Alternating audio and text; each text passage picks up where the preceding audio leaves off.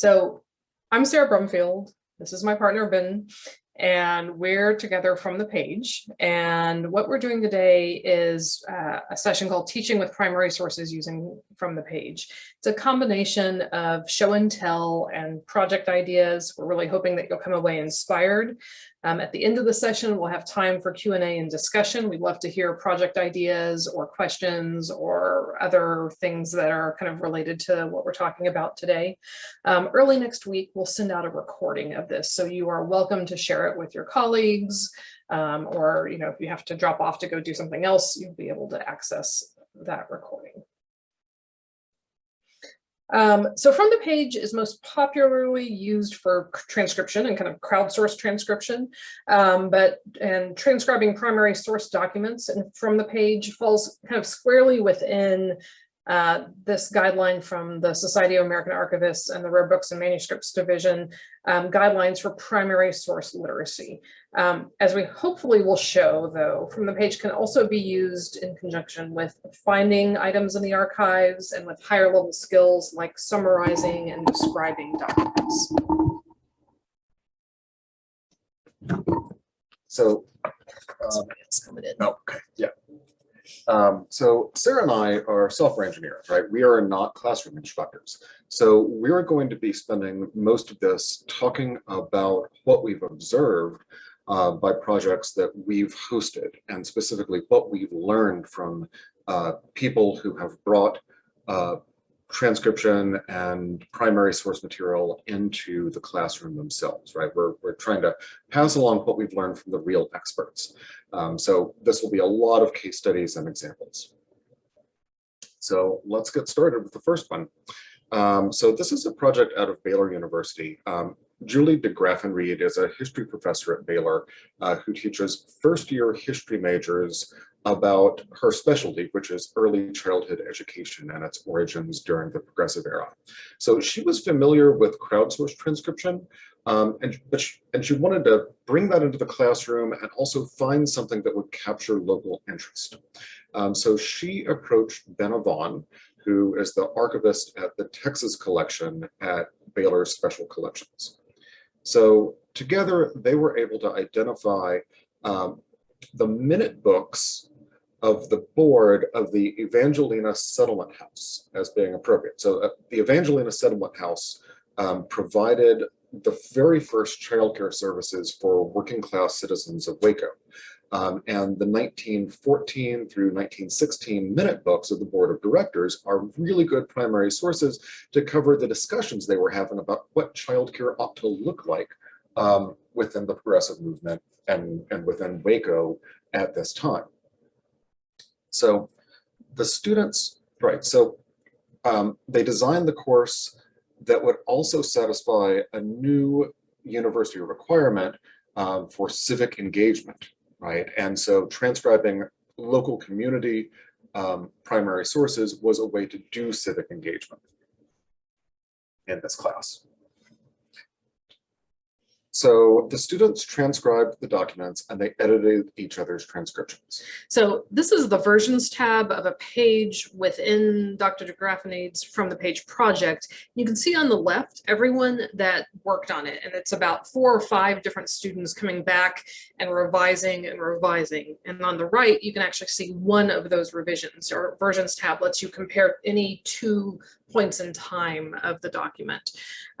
What I love is how this shows the collaborative nature of the work in this classroom, right? It wasn't one person or one person and the professor working on it.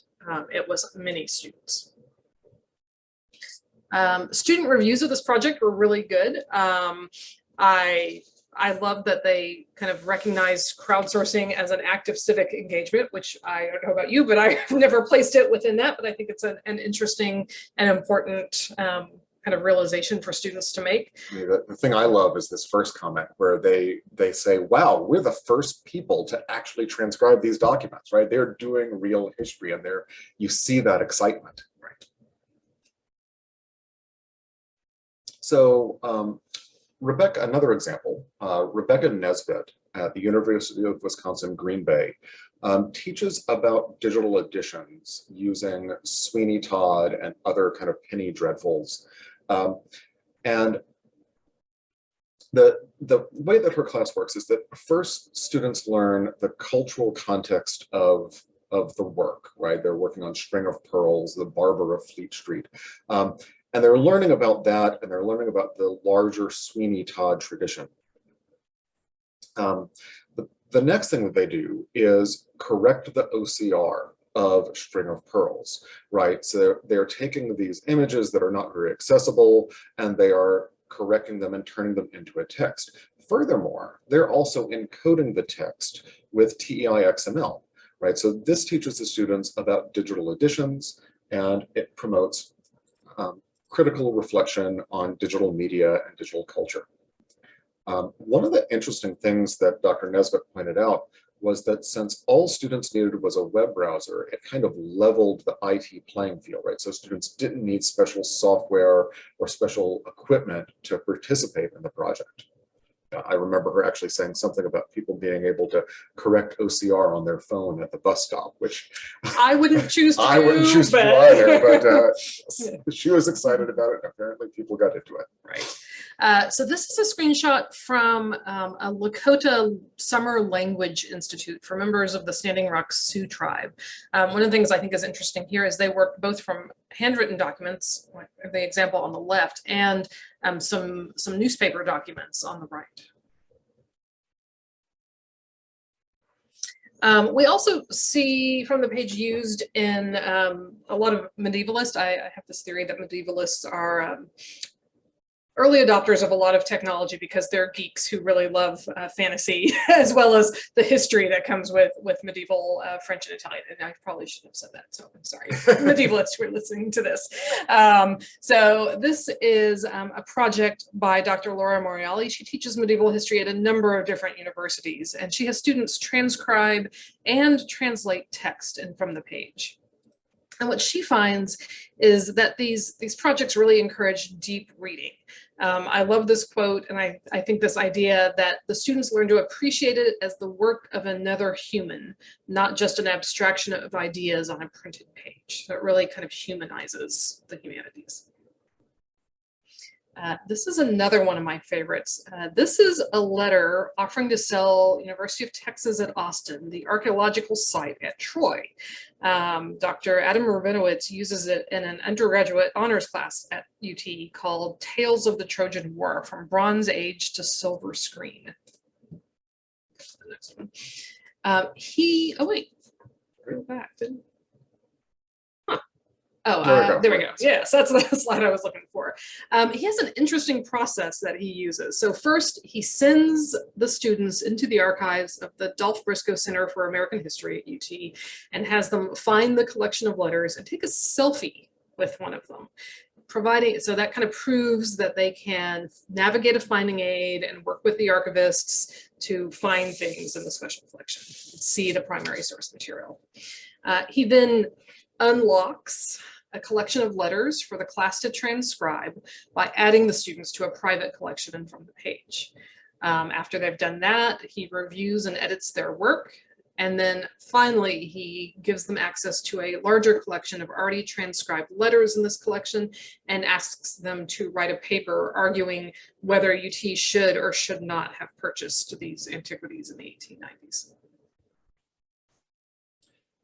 Another example from University of Texas at Austin, Ryan Sullivan is a linguistics researcher and professor there. And he has his linguistic students transcribing these field surveys of Mixtec, which is an indigenous language of Mexico. So the thing that I find most interesting about this is that this isn't a Mixtec class. He's not teaching the students Mixtec, right? Rather, what he's doing is he's acquainting his students with the practices of linguistic field research, right? So by working with these historic language surveys, they can understand what it's like to conduct a language survey. They learn about linguistic notation, the symbols and the forms used by researchers in the field of Americanist linguistics. Finally, the transcripts are added to the archive of the indigenous languages of the Americas. So it improves the scholarship as well as acquainting the students with the process.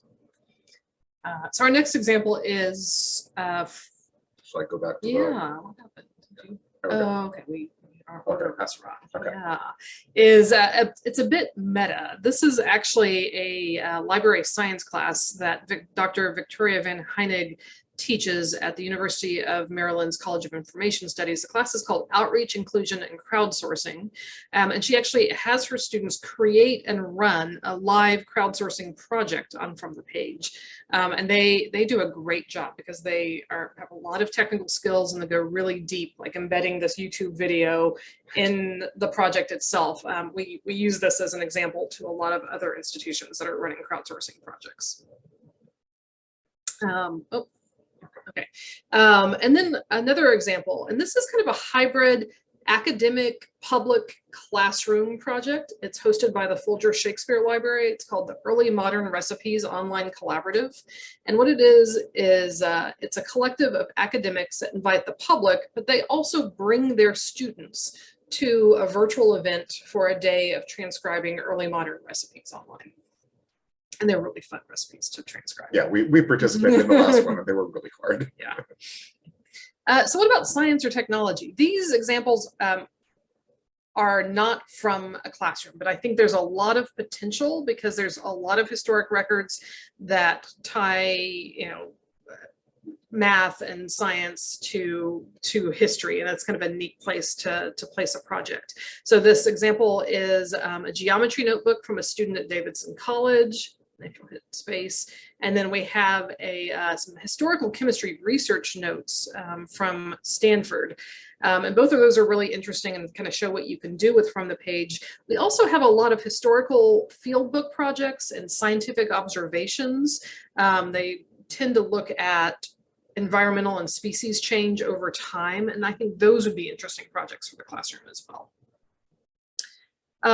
Dr. Moriali, who we mentioned earlier, also has set up a bunch of transcription challenges that medievalists across the world participate in. So she tried the same approach for a transcription challenge at Davidson, kind of targeted at undergraduates. She really didn't get the same interest. So yeah, I don't know if I can recommend this as an approach, but I think it has a lot of potential. And Dr. Moriali actually has a website on how she sets up her transcription challenges. And you can kind of see how she set this particular one up. I think if you were to do something like this, you'd want to maybe have teams within a classroom or maybe a couple different classrooms that were competing. This is a very friendly, light competition with each other, and actually have it as part of an assignment, because I think that was where she ran into problems. Its motivation was not there for that level of scholarship, undergrads, right? It does seem to work really well for graduate students and academics to do these types of challenges because it's fun. Right, so we get this question a lot, which is, historic documents are in cursive, they're often hard to read, paleography.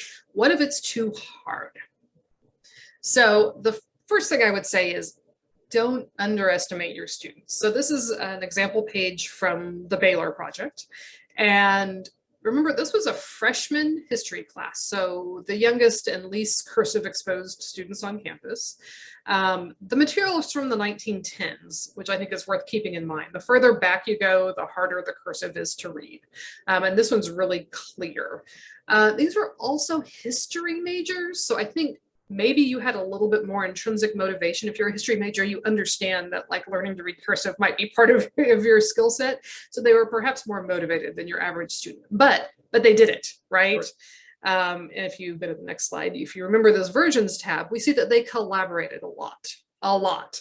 And this is definitely something they worked together, and they emphasized kind of the process as much as the results. So this quote from one of the students in that class, I love, because it's about working through discomfort. And to me, that indicates that you're working at the edge of your abilities and that you're actually learning, which I think is kind of the goal, right? So let's talk though specifically about what you can do if your students aren't comfortable reading cursive or aren't comfortable with the hand in the documents that you presented. So one thing that Baylor did that I think is a great practice that everyone should do is work together as a class, put a page of the document up, and then everyone looks at it and tries to puzzle out the material so that you can kind of show that vulnerability and how hard it is and get people over that hump before you set them loose on their own. We're also big fans of pairing people together to do work. We're programmers, we pair program, something called pair programming all the time because the work is hard and it's much more fun and you get a lot more done if you work together. We see this work in kind of our crowdsourcing world when they do transcribe-a-thons, when they pair up perhaps an older person who can read cursive easily and a younger person who's very tech savvy, and having pairs like that works really well. So pairing students together in a classroom gives them someone to bounce ideas off of, and they don't get stuck as often, and they don't give up, and their frustrations aren't as high. I'd also recommend that you at least do some of the work in class rather than outside of the classroom, because again, people get stuck, they get frustrated. Giving them some hand holding that helps them get over the hump is an important piece. I'm going to talk about this next one on the next slide, but we have a notes and questions box on every single page. And I would encourage you to encourage people to use that notes and question box. And then we have a couple of links here that are paleography resources from different places. The Folger Shakespeare Library and the National Archives both have really good resources on this. Depending on which era your documents come from, you can find a lot of different resources. There's some early American ones that I know Library of Virginia did a session on and recorded it. So there's resources to be had, and we can help you find them if you can't find them on your own. This is some screenshots from the bottom of a transcription page and from the page, and we have this notes and questions field that you see on the left on every single page. And what I like about this one is Sophia, who's a student in, this is the Baylor class again, leaves this note, which is like, maybe this name is Susie Jones, but I don't know. And then she comes back a day or two later and she's like, I'm pretty sure that is Susie Jones because I found her name when I was reading a different document in this collection. And that's what we find with our crowdsourcing projects, is that the more you read, the more familiar you become with, the names and the hand and the context, and you can go back and you can revise your work because you know more. And you can see lots of the comments here on the right-hand side are things like, oh, I could use some help with line 11. I could use help with line 12 and 13. And then the suggestions, right? I think the word missing is this. So you see the collaboration happening among the students. Right. Or among the students and the instructors. I don't see them in this case, but certainly, instructors and TAs can respond. Right. Another idea, this is, so Sandra, who's on this call, worked on this project, and the transcription for this project was done by Sandra and family members of a World War II service member, and then they used the transcriptions to develop a packet for secondary school teachers to use. And so, you don't have to have these lined up. We love transcription as an act and as a teaching act, but it might not be appropriate for every type of material or every kind of scenario. This is a page from the papers of civil rights leader Julian Bond. It's at UVA. And if you notice, it's typewritten, which makes it much, much easier to read, but it's still important history. And it's a lot easier for the students to work with, right? Because you have these typewritten pages that have some handwriting on them, but even that is almost, it's in print. It's print, yes. Yeah. So let's talk a little bit about what you can do once transcription is done. There's the example that Sandra gave already, right? Right. But there's a few other examples as well. So just transcribing, can go back, is fine. I mean, I think that's a worthwhile endeavor. It teaches students a lot, and it may take longer than you're anticipating, so that's worth thinking through. But if you'd like to build on that transcription work, there are more things that you can do kind of on top of it or in addition to it. So one thing that we offer are downloads. You can allow students to download individual documents, document transcriptions in PDF or Word formats. Maybe that's a starting point for something else.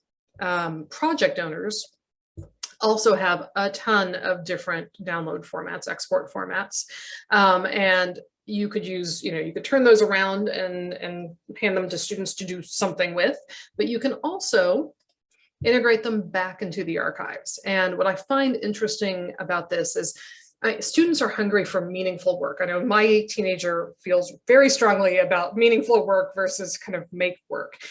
So for many students, the opportunity to contribute to something beyond the classroom is motivating. Yeah, it's not just an exercise. Yeah, right? They're improving right. the archives, they're improving the library. Right, and a lot of the projects we've talked about have reincorporated the transcripts back into their digital asset management system. I'll give you one kind of caveat here, which is to pay attention to how you're giving credit and acknowledging labor. We worked on an NEH grant with UT Austin where they did a number of kind of deep dives and surveys and discussions and a symposium about kind of credit and acknowledging labor in the archive. And it's a challenge with students because you have this combination of needing to preserve student privacy with needing to acknowledge their work. Right. So, you know, there's this matter of credit, and then there's this matter of, you know, protecting students and right. FERPA and things like that. And when you get to that stage, we can help. We can send you some of the material that was developed out of that grant. Yeah.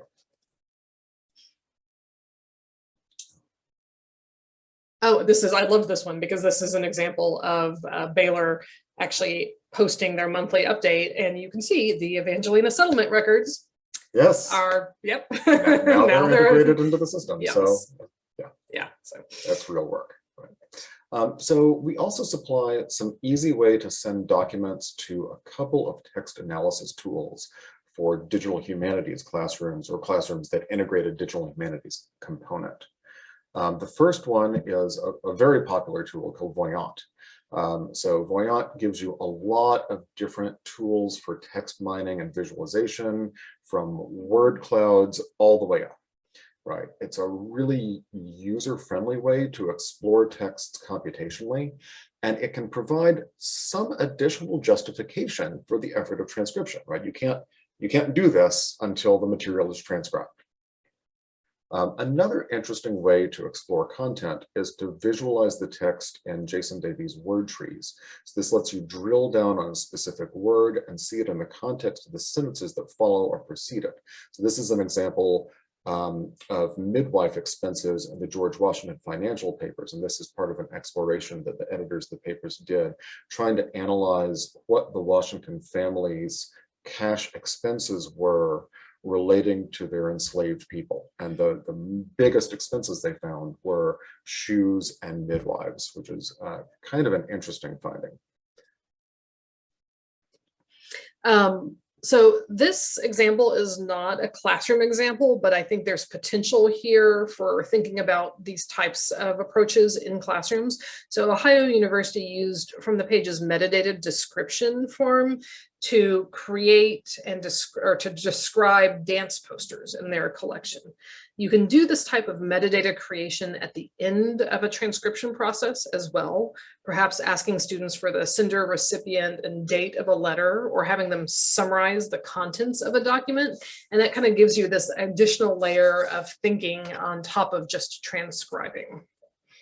So another additional layer is further annotation and research.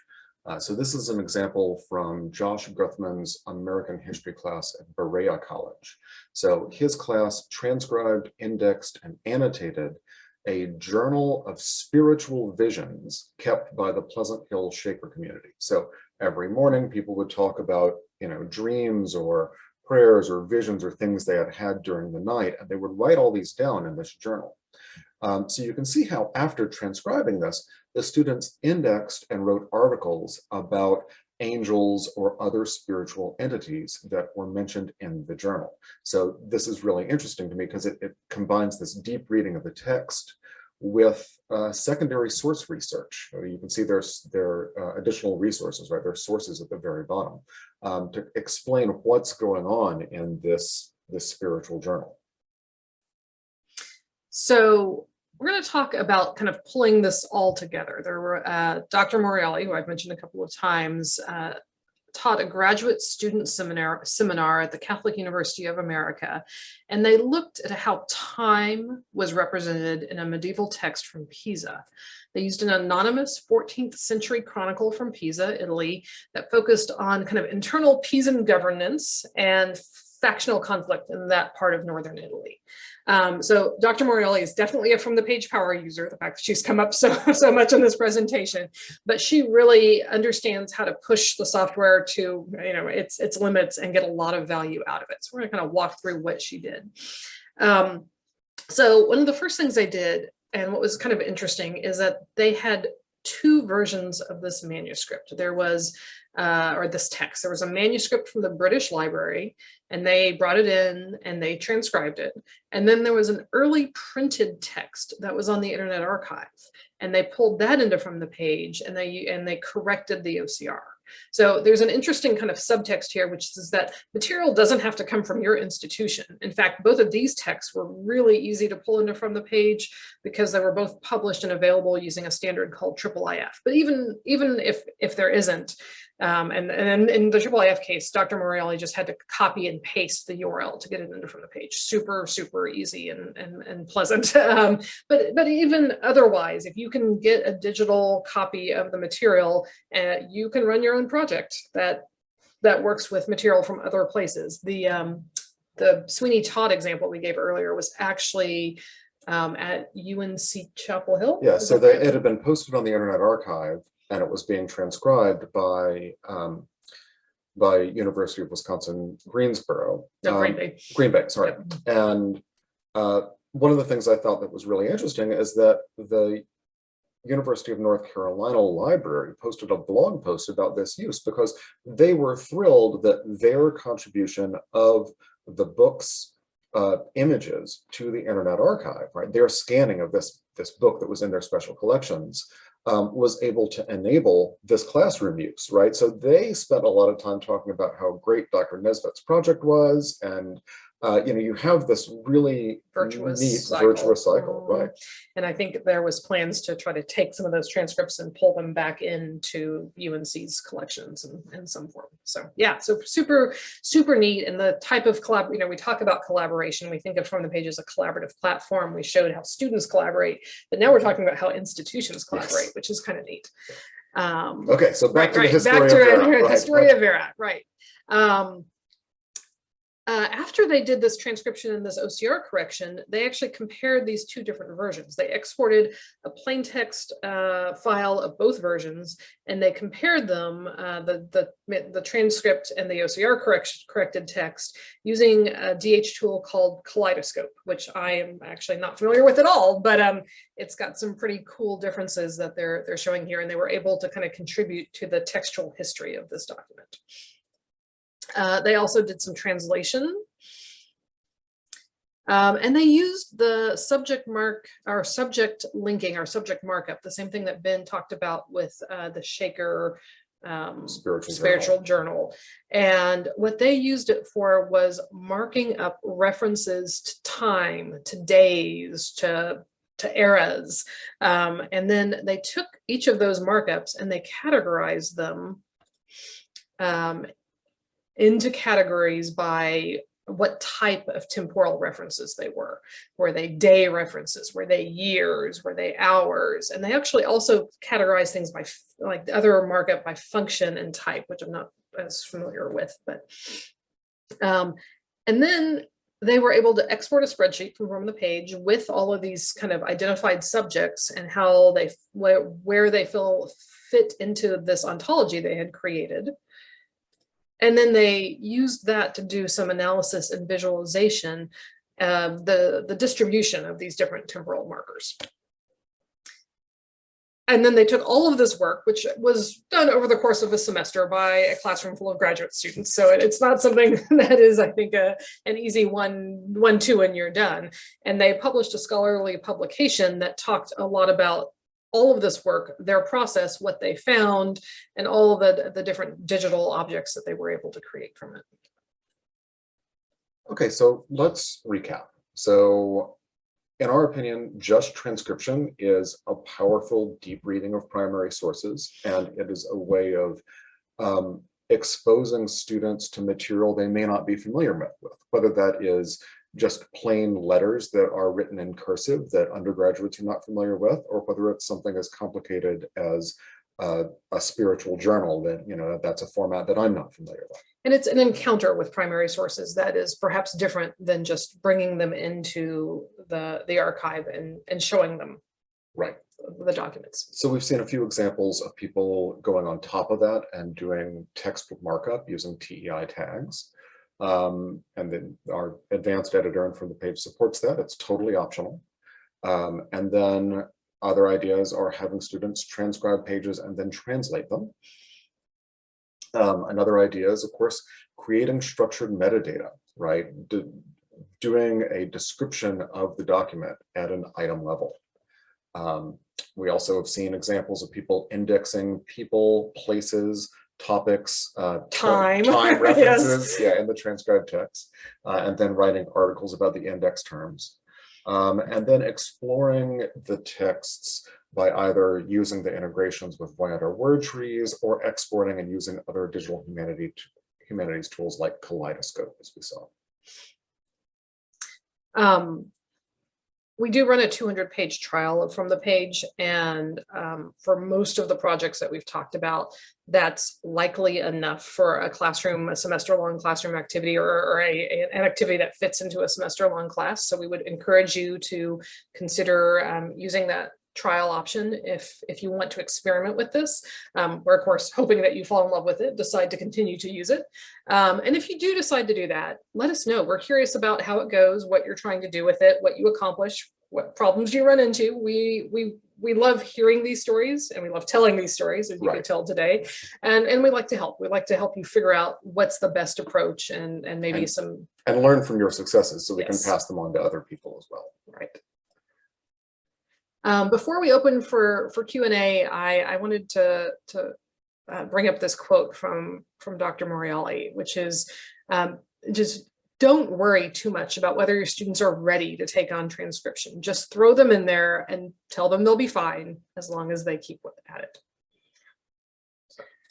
Okay, so thank you for coming. I am going to stop sharing, and we will open up the floor for questions or comments. So either you can unmute yourself, or if you type something in the chat, then we'll be able to do that. And I would actually like to start with the questions by throwing a question out for Sandra. I'm really curious, you know, how the World War II in Delaware source materials have been received, right? I mean, a lot of what we do is with universities, but you're working with secondary schools, right? And it's hard to get teacher classroom time. You know, it's how has that gone over? And you'll need to unmute yourself.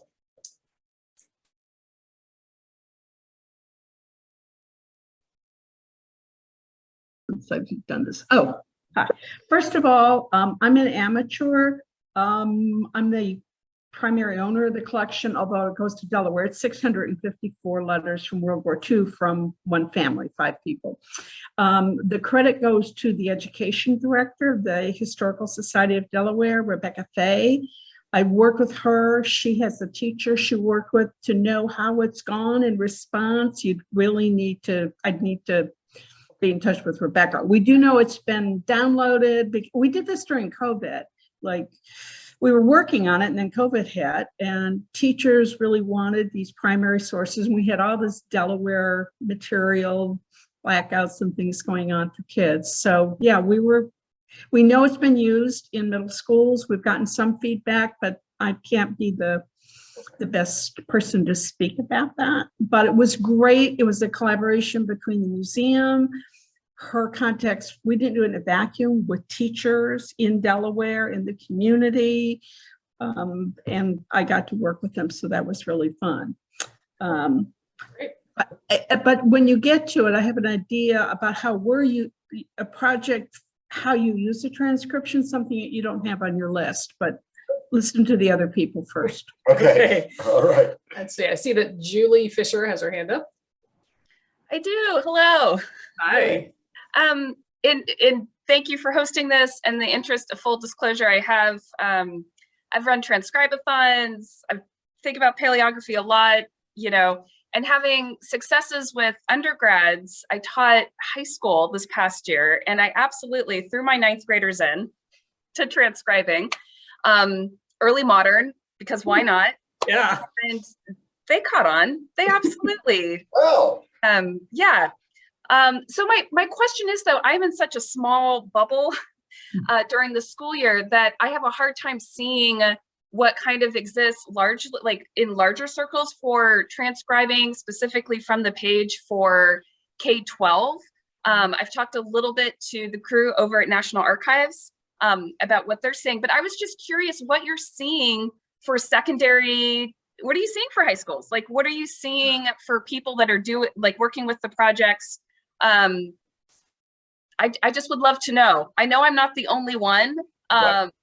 but what do you get a sense of that there's like increasing numbers of secondary teachers doing this? So Sarah may be able to fill in more, but I'm going to say we are seeing a lot of high school work being done, but mainly for volunteer service hours, right? We are seeing individual students who have a need to volunteer, and ever since remote volunteering became an option that their schools would recognize, suddenly a lot of them are really keen on this. And we have, it's interesting, at least a few of these cases have been kids who would have trouble with traditional volunteering, right? I was contacted by someone whose teenager is on the autism spectrum and has a lot of trouble in social settings, but was able to do online volunteering this way, remotely. Right. And it's always hard because we don't certify those volunteer hours. The institutions who are running the projects do, and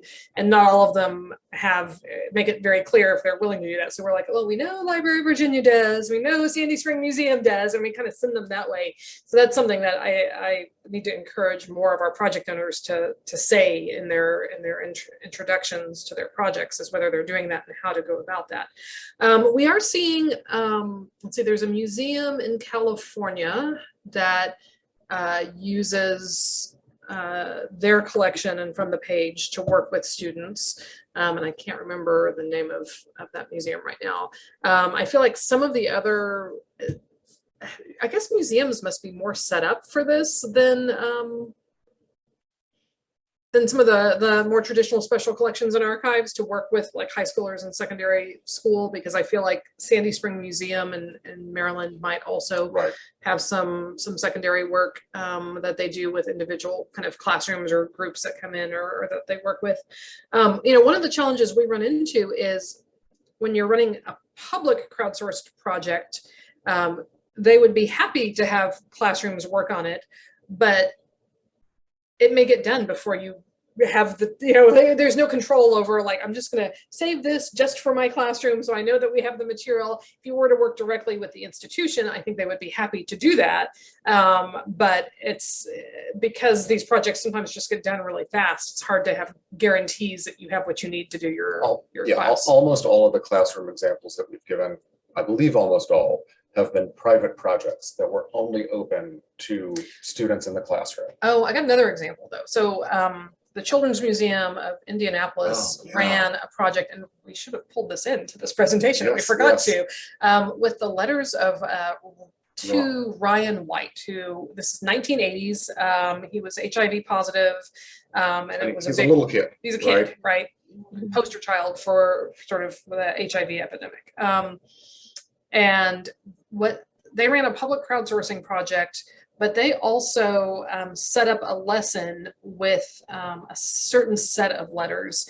And we actually built a feature into From the Page for them that would let them go in and blank out the transcriptions after they ran it for a particular classroom. So that is an option. They were fundamentally right. So they had essentially created this very small syllabus or set of recurring assignments to teach 1980s paleography to secondary school students, right? And they had, here are the handful of documents we want to use.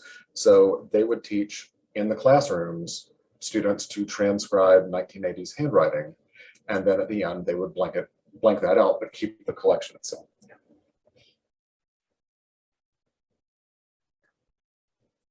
Any other questions or comments? Hey, Sarah and Ben, I had a quick question for you guys. If you had talked with some of the project owners about any forms of discussion or like more targeted facilitated discussion with the students, because I think for us, when we're thinking about working with any audience, we want to think about how they're receiving it and then what the students are doing with that sort of information, especially around more sensitive topics like the stuff you find in Virginia Untold, for example. So I'm always just curious about how that's facilitated outside of just like asking students, what did you think of this? You know, was there any sort of programmatic approach to let's now think about what these materials mean and what your experience was like and how you've contributed to that? I don't know if you guys got feedback from the projects about that. I know that Rebecca Nesbitt at Wisconsin Green Bay did that because that was one of her goals, was talking about the material, the role of penny dreadfuls and Victorian culture, but we weren't there, right? So we don't know. This would be a great question for us to ask when we talk to people who have used this in the classroom. It has not occurred to us until now. Okay, yeah, that'd be great. Cool. So sorry. That's okay. But you'll probably figure it out before and then you'll tell us, right? It's a kind of, yeah, I mean, we're learning as we go too, so. Yes. See, Rebecca, Yeah, hi. Thank you. This is a wonderful presentation. Did I hear you say that you are able to potentially connect project partners during your presentation? And the reason I'm thinking of that is I was really happy to see that example of pulling in outside resources and perhaps looking at them alongside your own collection resources. And I'm just thinking of all the opportunities that there may be to connect to other institutions that are doing this kind of work in many of the examples that you included, all these kind of wonderful projects that are coming out of it. And so I was thinking you may have like an idea of what is interesting that's going on in From the Page that, you know, you could maybe connect people. Is that something that? yeah, we love to connect people, like Yes, yeah. something we enjoy doing. It's one of those things where it depends on what's your topic, what's your material, what are you trying to do with it, who else is out there. You know, we are seeing some we've had a couple of inquiries recently from kind of umbrella groups like Digital Maryland is a new From the Page project owner, and they have holdings from a lot of different Maryland institutions. And I think once you start doing that, you get some possibilities. I think someone who was kind of representing a umbrella group, not even really formalized, of some historical societies, was looking into that. And that's kind of a different approach than, you know, what Laura does, where she takes her transcription challenges. She'll get like 3 different witnesses to text from the Bibliothèque Nationale de France and the BSB and Stanford and wherever she can find them, and pull them together to do projects with. And I mean, most of them are thrilled, right? Yeah, I mean, one question is, you know, it's pretty straightforward for us or anyone who says, well, I want a transcription project that uses this kind of material to find the material. What is more complex, and what I don't think we know how to do, is if an institution comes to us and says, I have these collections, I would like them to be used in the classroom. I would like them to be, you know, that moving in that other direction is something that I think we don't really have a good answer for. Thank you. And could I also ask one more question? You mentioned kind of the process of acknowledging the work that goes into this work, you know, on behalf of students, but also anybody who takes the time to engage in these projects. So I was really happy to see that as part of this discussion. How do you acknowledge that and kind of the privacy concerns? And I think that you mentioned that you have some materials that you could potentially share. So I was just wondering if you could share those when you send out the link to this recording. Yes. Yes, we definitely I'll can. put that in the follow-up. And I think that the challenge for all of these things is realizing that there is a kind of spectrum, right? So what we do is we let the user, you know, from the technical perspective, we let the user decide whether they want to be pseudonymous, whether they want to leave their real name, or whether they are a researcher that wants scholarly credit, so they're going to put their real name in and their ORC ID, and then we attach that to whatever exports and whatever kind of downstream uses we can. one of the challenges is that you can't attach it to everything, right? Those text visualization tools, you don't want to clutter those up with the names of contributors because they're not actually in the text. We've also found that many institutions and many kind of digital asset management systems don't have places for this or don't have models for that. So sometimes you'll see kind of credit given as, to a group of, kind of a non-named group of people, right? Which I think is better than nothing. It's hard to figure out what the right answer is. And that's why I think UT did all this work kind of thinking through it. Thank you so much. Yeah. Sandra? Okay. I just wanted to add another application for when the transcriptions are done. We started the transcriptions, frankly, I was bored out of my mind during COVID and we had already scanned the documents. But when the transcription was done, then Sarah and Ben pointed out all of the tools you have for coding. So after we did all the transcription to make them available, which we haven't quite done yet, then I went through because I knew the collection best and coded overzealously. I have some lessons learned on that if anyone wants them. And then I got a file with 1,600 citations, which I finally got down to 5 themes and 30 subtopics with spreadsheets.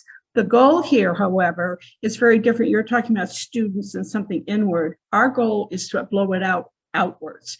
When we're done, which I hope will be in a couple of months when it's loaded, the index that I'm working on and I'm working on with Delaware is going to be available to the public.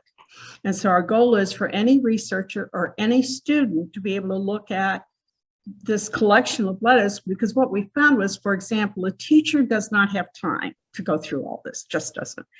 So rationing, a very important concept. Kids don't even know what the word means today, but that word is only mentioned 3 times in the letters. However, we can't get coal. Turkeys were expensive. We can't find any film. There's no chocolate. Okay, there were a dozen or I don't know, 20 comments about rationing.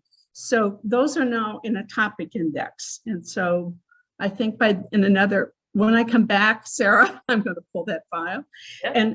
But ultimately, this is going to become part of the Delaware Historical Society owns the collection. All right. It was my husband's family, so that's why I'm so intimately involved and passionate about it. But our goal is for any researcher to be able to look and find, they mentioned the name of 200 boys that were in the service. Any researcher can go in and be looking for, oh, Wally Wooten died on this date, because there's a letter telling them, I was so sorry to hear about Wally's death at Iwo Jima. So it's a very different, you had that line about using text and places. So we have places and people, a lot about Army training, what they were paid and all of that, plus flying a B-17 in combat. So, but our goal is very much making, this is going to be available to any researcher worldwide to look for the home front and information, particularly about the 8th Air Force. So it's a different way of thinking about it, in my view. And I don't know if any of your institutions, how much you want to make it available.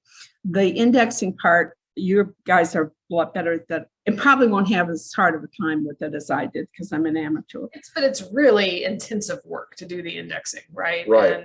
I mean, there's the technical side, but there's also the cognitive side of knowing who the people are and figuring those things out. And what we found is so many institutions don't always have a place to put that, right? Well, that was part of Delaware can't handle the whole thing. Their site cannot handle all of it. It just can't, because it was consumed the whole site.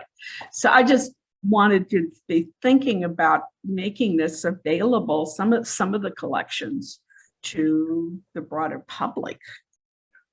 So that's what we're doing, and sometime we'll let you know when it's done, so you all can go look. But yeah, it's going to take a while longer to get. Partly, I got too much. I overdid it there's too, but better that. And then we sifted out duplicates, all that other stuff, and And because I knew the family, I knew the references, Delaware knows things I don't know.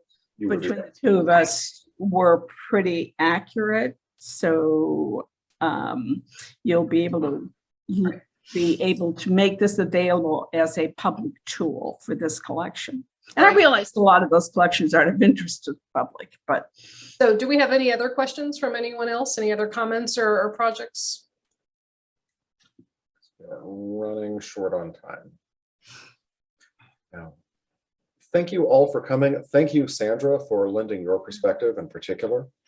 And thanks for the questions, including the ones that we couldn't answer, but we will start asking other people about. So, we really appreciate your time. Yeah. Thank you. Thank you. I'm going to send this on to Delaware when you send the file out. Oh, great. All right. All right. Thank you all. Mhm.